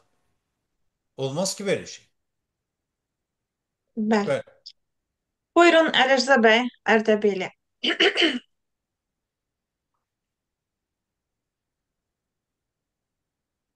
Ali Rıza Bey, burada mısınız? Bir dakika başlıyorum. Buyurun. Selamlar Saadet Hanım ve selamlar bütün iştirakçılar ve Nəsib müəllim. Nəsib müəllim, bizim indi fikirlərimiz birimizlə tanışdı. Çalışacağım təkrar olmasın içində. İndi əlbəttə dostlara Bəli. şahit maraqlı olan. Bir məsələni, indi siz bayaq gözəl bir söz dediniz. Dediniz bu məsələnin erməni məsələsini gətirmək araya təhlükəli bir sözdür da. İstəyirəm mən də bir iki dənə təhlükəli söz deyəm, ancaq qabaqcada özümü sığortalayacağam. Yox, mən sığortayla hərəkət edəcəyəm də, mən o cür deyil, mənim işim o cür deyil. Sığorta bundan ibarətdir, qardaş. Taun deyilən, sən bilmirəm Respublikada nə deyirlər. Biz taun diyor, gələn Respublikada çuma deyirlər, ya bəlkə qonşular çuma deyirlər, Respublikada bilməm nə deyirlər o xəstəliyə. Bu taun deyilən xəstəliyin faydaları da var da, bunu bilirsiniz. Yəni bu məsələn 14-cü əsrdə 60-200 milyon arasında insanın həyatını alıbdır. Yəni bunun faydaları da var, böyük faydaları olubdur. Böyük, çox böyük mədəniyyət irəli etdi taun dövründə. Bu tanınmış bir şeydir. Avropada xüsusilə mütaliə olunubdur və heç mübahisədən kənar bu tanınır. Eyni halda su daha dəmir ölçərlər. Ancaq biz bu faktları biz deyəndən sonra biz o demək deyil ki, biz diyor suyun ziyanı var veya taun yaxşı bir şeydir, ya suma yaxşı şeydir. Yani biz bunu demiyoruz. Ben bu mənim sığortam. İndi gedək indi taundan tərifləməyə. Biri bu məsələ Rus məsələsi. ki bu Rusun qəziyyəsi 1722-də ki, bunlar Dərbənd gəlirlər. İmamqulu bəy həm qalanın haçarlarını və həm də Dərbərnamə kitabından bir ekzemplarını öz əli ilə verir birinci Petra, Böyük Petra. İndi ondan bir yana Azərbaycan alan 300 ildir hər halda, yəni Avropalı bir mədəniyyətin qonşuluğundadır, uzun müddət içə yaşayıbdır. Alan da dillərin bilir, o sonra məsələn siz hesab edin müqayisə üçün İranda 10 nəfər səfərnamə yazan vardı ki, onlar bahis olurlar məşrutə inqilabına. Və İranlılar 10 dənə səfərnamə, yəni 10 nəfər, onları mən hesab eləmişəm, üstə toplayanda 35 il oldu. Elə bir nəfər 35 il Avropalılarla kontaktı olubdur. Bunların təəssüratı İranda intibaha səbəb olubdur, yavaş-yavaş inqilaba səbəb olub filan da bu cür şeylər. Bizim millətimiz 300 ildir, yəni 310 milyona. Olar ki, bir nəfər 35 il, yəni o dövrün əlbəttə. Və indi ondan bir yana olan da əlaqələr vardı. Sonra bu məsələ indi bu taunun, Trumanın ziyanları kimi, bunun ziyanları yerində. Ancaq bunu xeyirdə olur baxın. Bunu indi bir danışa bildik, yoxsa danışa bilmərik. Və nə qədər düzdür. Siz bu Gürcü knyazlarının allanmasını filan zaten siz mənə elə deyibsiniz və tamamilə doğrudur. O yerində. Ancaq bunun fayda tərəfi də var. Mən sizə başqa bir saat barədə, ya argument, dünyanın 193 BMT üzvü ölkəsi var. Bunlardan 206 fakt bizdə var ki, bunlar müstəmləkə olublar. Yəni kolonial sistemə daxil olublar, bir metropola bağlı olublar. Yəni bəzisi iki dəfə, məsələn, bu Osmanlı imperiyasının müstəmləkələri Osmanlıdan qutarıb, sonra İngilisi Fransanın müstəmləkəsi yoxdaydı, məlum hallardır. Yəni ölkənin sayından çoxdur bu. Sadəcə Böyük Britaniya imperiyasından 89 ölkə ayrılıbdır. Yəni nə mənə? Yəni ki, bu dövlət millət yaratmağa, modern dövlətçiliyin, inkubatorun adı müstəmləkəçilikmiş. Deməli, sən istəyirsən millət dövlət olursan, bir etnik qrupsan, bir coğrafyon var, bir özünün dilin var, mədəniyyətin vardır. Zəhmət olmasa bir müddət bu iki tərəfli alış-verişə, yəni bir yandan müstəmləkəçiliyə qanunlarına məruz qal, səndən istifadə olsun. Bir yandan da sən bir Avropa dili öyrək, qanun öyrək, milli kadrları yetişdir, milli təhsili formalaşdır, istiqlaliyyət məşğuliyyəsini irəliləş, inkişaf məşğuliyyəsini Azərbaycan Rusdan qutaranda yeganə ölkədir ki, bu sekular əhalisi vardır. Yəni dövlətdən söhbət getmir. Atatürk dövlət quranda fəqət Atatürk özü sekulardır. Dövləməndəkilər də sekular dövlət. Bunu özü yazıbdır. Yazıb rəyə qoysaydık cəmat xilafətə rəy verəcəkdi. Ona görə səsə qoymadıq biz cumhuriyyəti. Yəni bu vəziyyəti biləydi. Ancaq siz hesab edin, bugünkü İranda 45 ildə inqilab olubdur. 45 ildir danışırlar ki, bir dənə vali Sünni ola bilər yoxsa yox. Yahudi yox, Hristiyan yox. Sünni ola bilər yoxsa yox. Yəni bizim 1918-də Yahudi bizim nazirimiz var. Səhiyyə nazirimiz. Yahudi. Və bu o önəmlidir. Bunu dövlət qura bilər. Dövlət bu günləri bir dənə nə bilim Singapurdan da bir nazir gətirə bilər. Əsas budur. Əhali buna etiraz eləməkdir. Yəni əhalinin buna akseptansı varmış. Qəbul edə bilirmiş ki, olsun, ağıllıdır, savadlıdır olsun bizim nazirimiz. Nə olsun? Dini baxımdan Yahudidir məsələn. Hələ bugünkü o İsrail məsələsini danışmayaq da, bu aktör məsələdir, bu təzə məsələdir. Ona görə bu bir dənə məsələdir. Yəni bu burada bu Rusun deməli bu taunun bizə xeyri. Mən də sizinlə razıyam ki, Rus harda olsa o ətrafında 10 min kilometr əhatədə Şua dairəsində hamıya ziyanı var. Bu qəbuldur, bunu danışdıq. Ancaq bunun xeyri də olur baxın. Yəni bu iki tərəfli bir hal vermiş. Bunu başqa bir məsələ bizim dostlarımızın, yəni biz özümüzdən, yəni son da ziyanlarını danışaq da, indi taunun xeyrini danışıq, son da ziyanlarını danışaq. Bu 2 gündən sonra 29 mayda bu Milli Şuranın, hardasa səhv eləməsəm 19 ya 21 üzvünün yığışıb Yerevanı ermənilərə peşkeş eləmək, bu məsələsi də bu dənə, əlbəttə bilirəm indi çarə oxumuşlarmış, Türkiyənin də baskısı var. Türkiyənin baskısı həm bu məsələdə, həm də valla mən siz bəyək öyle bunu zəddi elədiniz. Ancaq ciddi surətdə yox. Azərbaycan, bu söz düzgör ki, Azərbaycan Ruslarla düz tapmağa çalışmaydı. Azərbaycan o 26 dövlət yaranmışdı Rus imperiyasının ərazisində. Bolşeviklərə yoxun birinci dövlət Azərbaycan idi. Ən hamısından yoxundu. Özdə 2-3 gün ilə apreldən qabaq seçsin Azərbaycanlılara Denikinə qarşı sülh təklif eləmişdi. Denikin qüvvələrinə qarşı bərabər başla pakt, müqavilə təklif eləmişdi ki, ona görə. Yəni Azərbaycan yoxun idi onlar və bir tapmağa çalışırdı. Rusun mahiyyətində budur, Rusun həyasızlığındandır Azərbaycan təslimi, o qəbul. Ancaq bir yandan biz öz əlimizlə Yerevanı imzalamışıq. Yəni işgal faktı olsaydı bir söz. Bir yanda söz deyim, uzun söhbətdə görürüz istəyəm. O da bax Soroush Afənisyanın bir dənə kitabı vardı. Özdə bu son illərdə yazılmayıbdı. 1980-də Parisdə çıxıbdı. Azərbaycan, Gürcüstan, Ermənistan ya indi bu adları üç ölkənin adı ilə kitabdır. Valla billah orada da yazılıbdı. Ancaq Türk mənabeyində, Türklərin də dediklərində, yazılarında, işarələrində bu ki, Türkiyə Azərbaycanın üstündə Rusla müamilə edir. Bu da indi o sizdən o məktub geç çatıb. Bəli, hardasa burada, yəni bizim bu son da bizə, yəni bunu indi danışmağın bizə məncə ziyanı yoxdur. İndi o barələrdə nə deyərik? Yəni biz o sərf eləməyən faktlar ki vardı. Həm Rusun xeyri, həm də Milli Şuranın və eyzən Türkiyənin bizə ziyanlı cəhətlərini. Gene de diyeyim, Rus da bizim dostumuzdur, Türkiye de bizim dostumuzdur, ondan da yok, bizim dostumuz yok. O fark yerinde o değişmiyor. Hatta işte böyle o farkların hamsız olsa da. Ancak bu tarih farkları danışmalı yok da. Çok sağ olun. Uzun olduğuna göre ben söhbətim var, üzr istəyirəm. Buyurun. Buyurun Nəsib müəllim. Ee, Erza Bey teşekkür ederim. Bir daha salam olsun size. Erza Bey, hatta ben biraz bu meseleni büyüterek diyeyim. Xüsusən Güneylər arasında bir fikir, məlum bir fikirdi. Ki Rusya olmasaydı elə Güneyin gününe düşerdiniz. Ve buradan çıkan netice Allah'ınıza şükür edin ki Rusya'nın müstemlekesi olursunuz. Çok basit bir fikirdi. Yanlış bir fikirdi. Rusların içinde yaşamadınız. Ve Rusların bize münasibetini görmediniz. Ona göre uzaktan bakırsınız. Deyirsiniz ki bizi adam eleyen olardı. Siz demirəm ha. O fikrin verifləri. Hatta Azerbaycan'da deputat deyilen bir şəxs deyir bunu. Bakın bu bizim 3. Türkçülük çalışmalarının toplusunda var.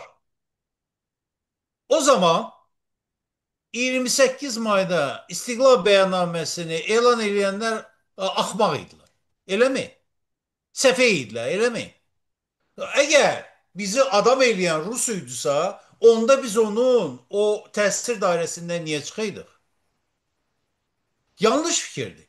Bir de burada ben de o deyirsiniz hiç sortalamadan qonşuların bize siyasi təsiri daha çok oldu nəinki Rusya.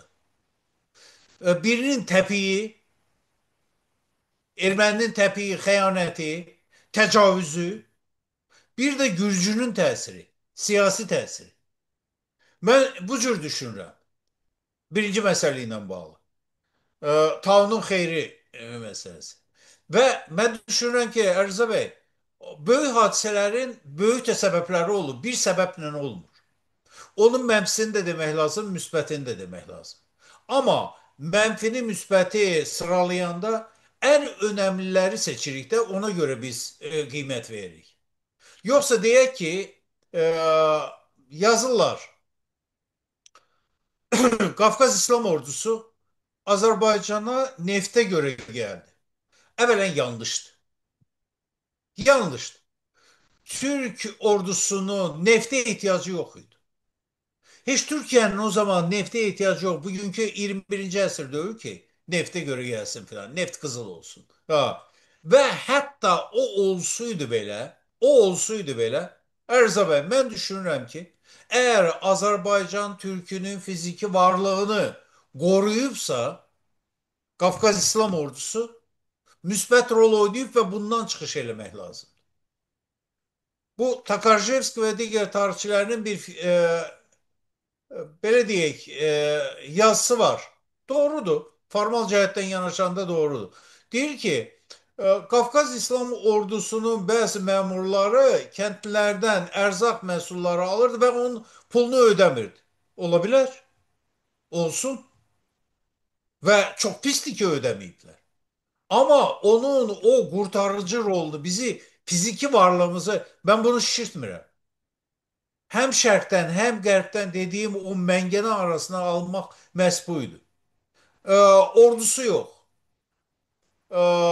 Pulu yok, parası yok. Müstemlekeden çıkmış. Hatta doğru, dürüst bir istiklal şuuru hatta oturmamış Resulzade'nin fikridir. Bir xalqdır.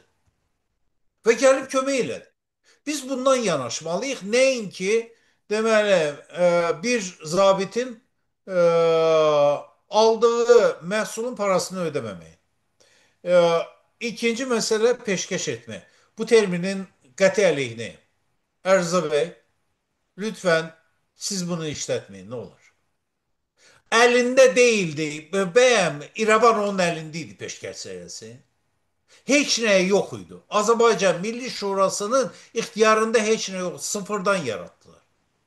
Razılık verdiler ki orada yeni yaranan Ermenistan'ın merkezi İrəvanda olsun. Razılık verməsələrdi ne olacaktı?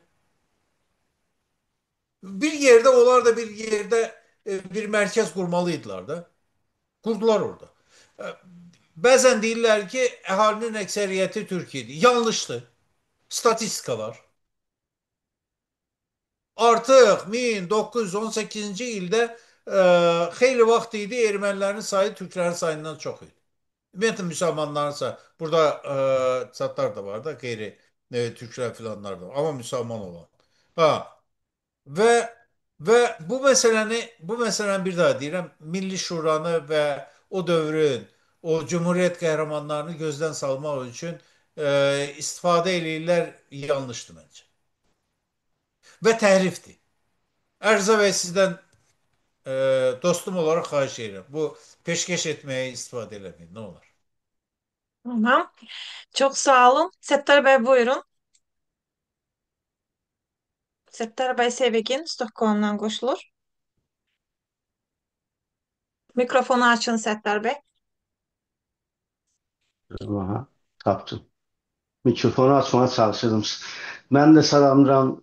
Sağ olun değerli Saadet Hanım, böyle güzel konferanslara göre. Bizim değerli Nəsib Bey her zaman qonağımız olub. Böyle birinci İsveç'te federasyonun iki dəfə ən azı rəsmi qonağı olub.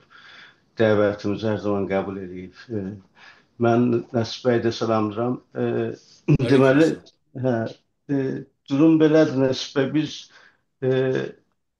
Azərbaycanın müstəqilliyi may 28-i bizim hamımız üçün bayramdır. Bir müstəqilliklə ona fəxr edirik. Amma sizin dediyinizdən də razıyam, eleştirmək lazımdır. Bizdə biraz millət olaraq kuzeydə də var, güneydə də var. Yəni elə yanaşı gedir. Biraz hərdən özümüzü boş yerinə tərifləmək, yəni daha doğrusu açıqcasına özümüzü aldatmaq kimi bir şey olur da. İnsan öz gücünü bilməlidir, zəiflərini də bilməlidir. İndi heç olmasa öz içimizdə bu məsələlər tartışılmalıdır, danışılmalıdır. Müstəqil Azərbaycan istiqlalını elan edəndən sonra təəssüflə 2 il yaşadı, 2 ildən daha az. Siz də nədənlərinə bəzisine işarə ediniz. İndi çatışmayan daha yönlər olardı. Mən İsveç'te biz 100 illiyi keçirəndə, qeyd eləyəndə dedim 100 illiyi keçirik. Amma bu 100 illiyin 70 ili ortalıqda işgal edildi, boşdu. Aslında 100 il deyirik ama 100 il biz müstəqil olmamışıq. Finlandiya oldu. Keşke biz de Finlandiya kimi 100 illiyimizi qeyd edə biləydik. Ama neyse olmadı. Bunun da əsas nedeni, başka nedenleri var ama başta Ruslardı. Mənim içimdə o özümü tanıyandan, Azərbaycan məsələsi ilə özellikle İsveç'te 85'ten bəri məşğul olandan bu yüzden içimdə bir Rus qorxusu var. İsveç'te de bir Rus qorxusu var. İsveç'te de deyərlər uşaqları zaten qorxutmaq üçün qədim əskidən yat tutmaqda zaten deyərlər yat Rus gələr falan. Belə bir deyim var burada. Şimdi o qorxu gerçekten benim her zaman canımda olup özellikle bu Azerbaycan müstəqil olandan sonra, ondan sonra 20 Yanvar hadiseleri falan Behman geçenden sonra Azerbaycan istiqlalını bərpa eləyəndən sonra deyək, sonra Gəncə hadisələri filan behman olanda da mənim içimdə o qorxular hər zaman olub. Sonra Qarabağ məsələsində də olub və indi ən son günlərdə bu yenə o öz şiddətini göstərir mənim şəxsi öz içimdə. İndi uzun danışmaq olar bu məsələlərin haqqında. Ancaq mən konkret olaraq sizdən bir şey soruşmaq istəyirəm. Bu dönemde de elə paralel düzdür tam eyni değil ama böyle elə bir riskler var mı? Elə bir şeyler olabilir mi? Elə bir paralel olabilir mi? Bak bu neçə gün bundan qabaq Rusiyanın Dışişleri Bakanı, Xarici İşlər Naziri Ermənistan Xarici İşlər Naziri ilə görüşdülər. Bir anlaşmalar da yazdılar. Avrupa'da da tartışılır bu Rusya bölgeye gene de hakim olmaq istəyir. O qorxu hər zaman mənim şəxsən canımda olub. Ancaq indi hakimiyyətdə olan başda İlham Əliyev prezidentimiz olaraq özlərini çox yaxşı apara biliblər. Siyasi dünyada xarici siyasəti və daxildə də indi müəyyən çatışmamazlıqlar olmasına baxmayaraq bura kimin çox güclü gəlib gediblər. Bu qorxu savaş dönemində də var idi. Qarabağ məsələsində bəzən savaş dayananda içimizdə bir qorxu var idi. Hətta müxalifətdə olan adamlar da, bəzi mənim tanışlarım da deyirlər, yox bu alınmayacaq, bu İlham bu işi görə bilməyəcək. Amma nə xoşbəxt bizə ki, Qarabağda ümumiyyətlə hamısı azad oldu. İndi elə bir paralel bir şey siz çəkə bilərsinizmi? Elə bir risklər var mı? Belə bir qorxu canımızda olsun mu? Yoxsa biz qorxmayaq, möhkəm dayanmışaq, dayanaq elə belə. Bəli. Birinci bu tənqidin qaçılmazlığı, zərurətindən bağlı danışdıq, əlavə etməyim. Çox yaxşı bir termin var, soruşturma kültürü. Yəni sual sormaq. Niyə belədir? Ya da bakın bu statistika var. Bu benim niye yadımda kaldı o rəqəmlər? Çünki bunu ben Avrasya Üniversiteti'nin Trabzon'da işləyəndə rektora gönderdim. O da çok maraqlı bir cevap verdi. Deməli bir anket geçirilir. Rəy sorusu ve orada üniversite tələbələrinin neçə faizi müəllimlə razı olmadığını, yox, müəllimə sual verməyi və bəzən hətta razı olmadığını bildirə bilir. Demək, Avropa üzrə orta rəqəm 28%'dir. Türkiye üzrə 3%'dir. Və şərqə gəldikcə Azərbaycanda bəlkə də 0'dır.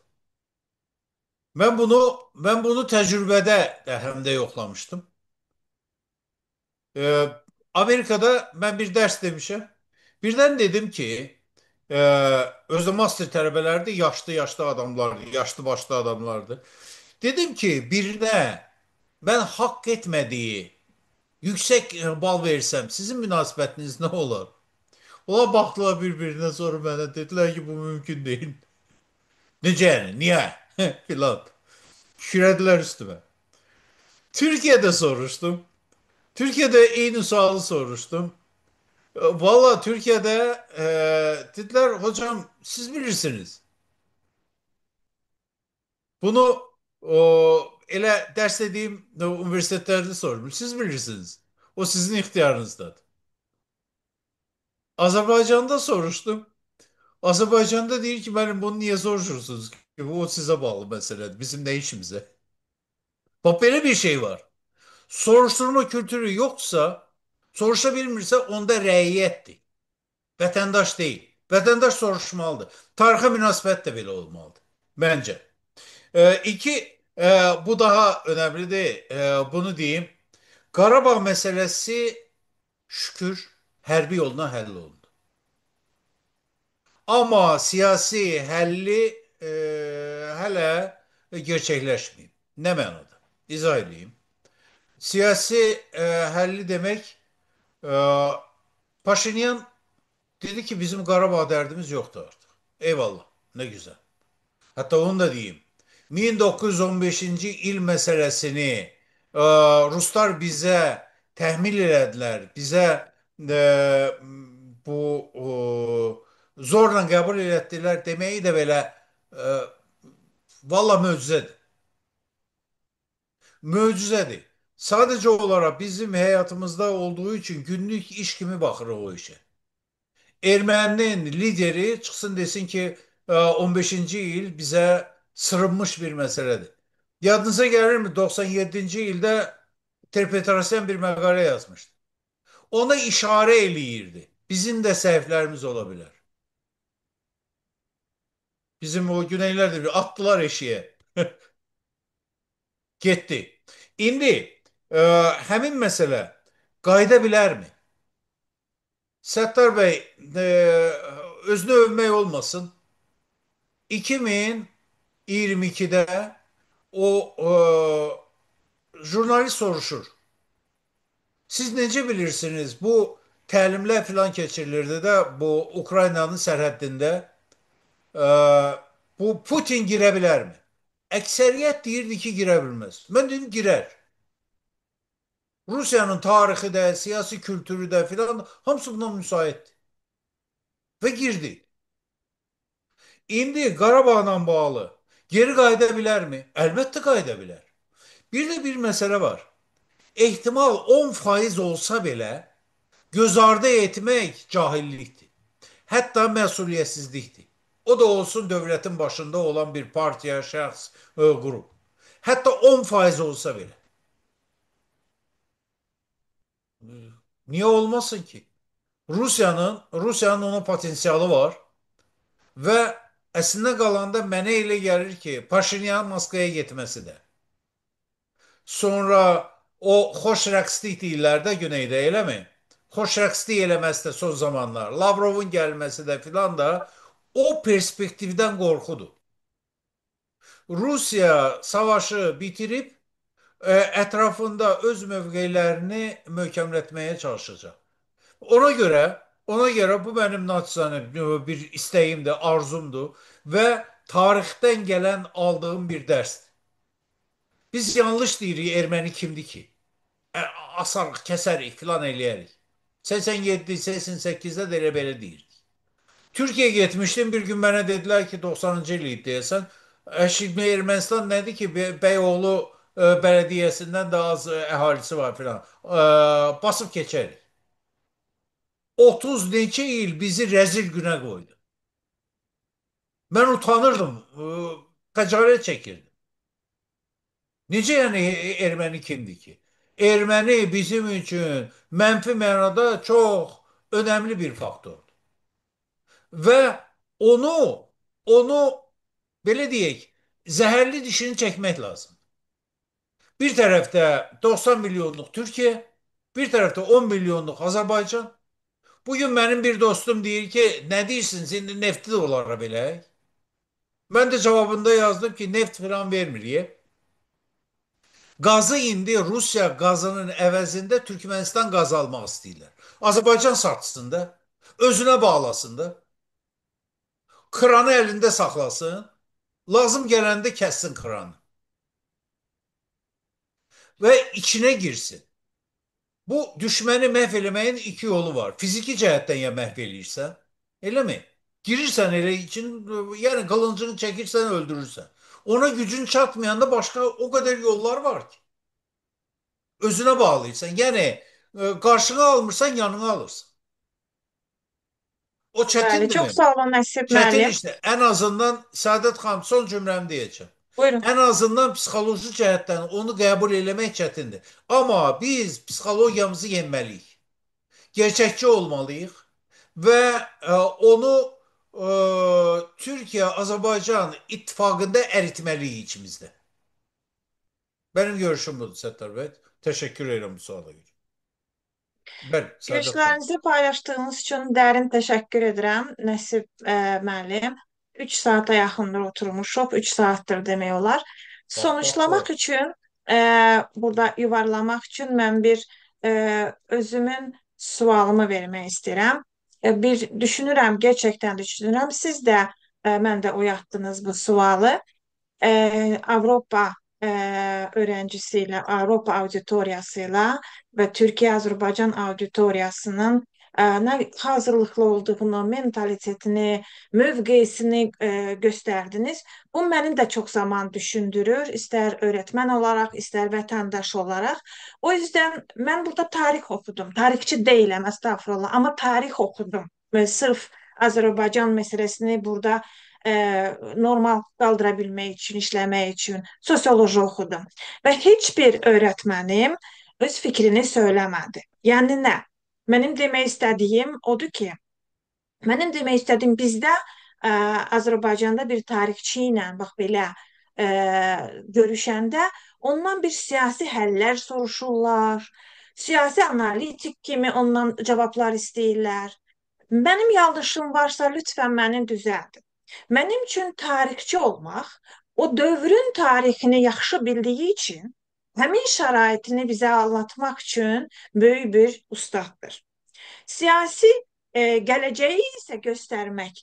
Mənə görə bəlkə də yanlışdır, sizdən ustadım olaraq, hocam, təcrübəli bir tarixçi olaraq, həm də siyasətdə olmusunuz ömür boyu. Bundan bir izah istəyirəm ki, siyasət isə belə bir şeydir ki, məncə bugün heç başkanlar, prezidentlər bilmirlər ki, bir il sonra nə olacaq. Yəni bunu siyasi gedişat göstərəcək. Fikriniz nədir burada? Doğrudurmu? Yəni bir tarixçidən siyasi analitik kimi sorğular istəmək, soruşmalar, siyasi həllər sormaq və s. Olmurmu bu özünün vətəndaş mövqeyini ortaya qoymaq, subyektivizmi bura qatmaq? Buyurun. Səadət xanım, bu sual deyilmi? Mən cavablandırmalıyım. Bəli, bəli. Ha, Mən bilmək istəyirəm. bu yaxınlarda mən bir məqaləni bitirdim. Uzun da bir məqalə oldu, 25 səhifəlik. Tariximizin fəlsəfəsi. Bəli. E, Tarixi determinizm deyilən bir yanlış bir yanaşma var. Yəni tarixdə belə olubsa, mütləq belə olmalıdır. Bu yanlışdır. Amma tarixin də dərsləri var. O dərsləri də nəzərə almaq məcburiyyətindəyik. Baxın, bir adamı tanımaq üçün onun CV-sini istəyirik, deyilmi? Bu hansı yolu keçib? Ondan sonra qərar veririk, bunu işə qəbul eləyək yoxsa yox. Bir millətlə bir münasibət qurmaq istəyəndə də o münasibətlər tarixini bir gözdən keçirməliyik də. Tarixçinin və ümumiyyətlə tarix fəlsəfəsinin elə missiyası da budur. Niyə sualına cavab versin? Necə deyil? Necə oldu biz bilirik. Niyə belə oldu? Niyə biz deyək ki, ermənilərlə bu bölgədə yola getmirik? Burada İsrail-Ori heyətinin bir rolu olubmu, olmayıbmı? Ben sıradan erməni olsuydum, bəlkə bunu yazırsınızmı? Yəni rekord edirsiniz, eləmi? Bəli, bəli, bu Ebi yoxdur, deyim. İstərsəniz çıxardarıq. Yox, yox. Sıradan bir erməni olsaydı, mən bir komplementar o xarici siyaset konsepti var ha. Onu beğenərdim. Niye? Bakın, Ermənistan Türk və müsəlman əhatəsindədir.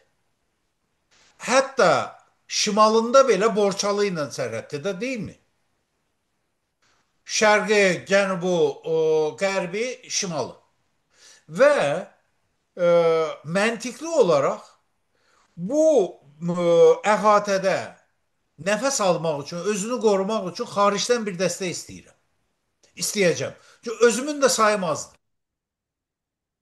Erməni nə qədərdir ki, burada indi 2 milyon yarımdır nədir?